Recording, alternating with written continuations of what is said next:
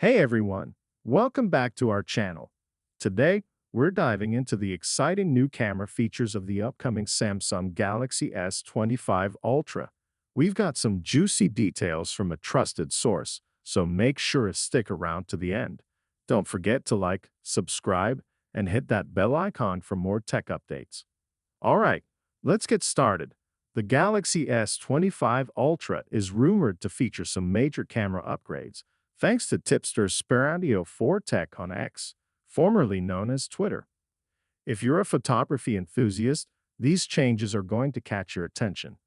First up, let's talk about the ultra-wide sensor.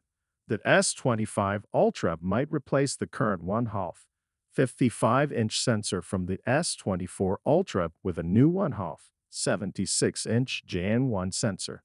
While this new sensor is slightly smaller, it's expected to bump up the resolution from 12 MP to a whopping 50 MP. Imagine the level of detail you'll be able to capture in those wide-angle shots. Next, the 3x telephoto lens is also getting a significant upgrade. The new sensor could be a 1/3 inch ISOCELL sensor, which is a bit larger than the 1/3 52-inch sensor found in the S24 Ultra.